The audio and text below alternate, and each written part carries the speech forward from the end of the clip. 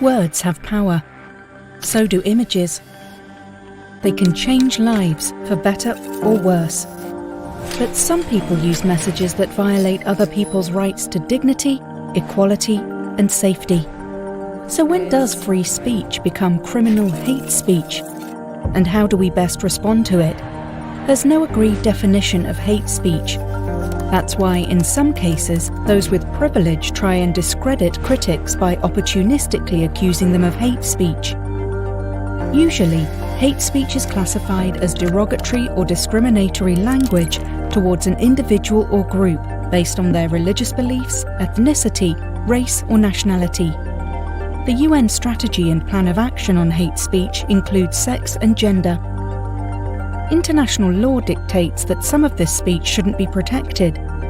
In other words, some can be criminalized, only when it is linked to incitement to violence, hostility, or discrimination, and to racism. Two helpful guidelines here are the International Covenant on Civil and Political Rights, ICCPR, and the International Convention on the Elimination of All Forms of Racial Discrimination, CERD. Additionally, the United Nations Rabat Plan of Action on the Prohibition of Incitement to Hatred advises us at which point specific speech crosses the line into causing violence, hostility, or discrimination. These three instruments have helped lawmakers define and courts to assess whether speech qualifies as hate speech and what to do about it. And especially what to do when hateful expression is not directly linked to hate crimes involving incitement and/or racism. While internet companies today have to obey laws prohibiting hate speech, there is a question of how they interpret and implement these laws in practice. There is also a question of how they treat hateful content that appears to be within the law, like whether they tolerate, delete, or downgrade it.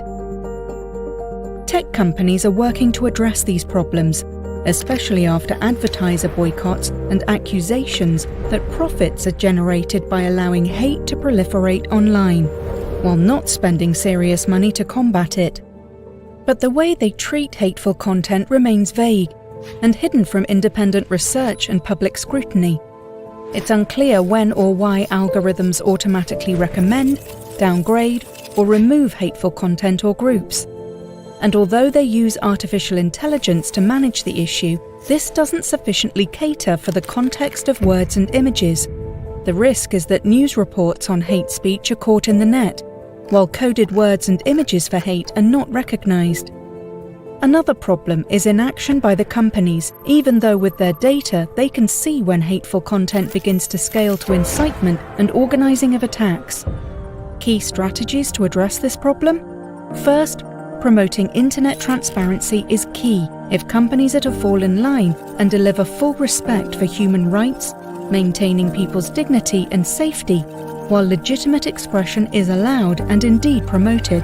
Second, ensuring that journalists are free to report and expose hate speech, working without fear when they call out leaders and their followers who whip up anger through insulting stereotypes and memes. Third, supporting citizens through building their media and information literacy so they can recognize and respond to hate speech through critical thinking and human rights awareness. Navigating the fine line between free speech and hate speech isn't easy. But in the interests of protecting human rights for all, we can and must work together more intensively to address the problem, without silencing free expression and the benefits it has for democracy, development, and human rights.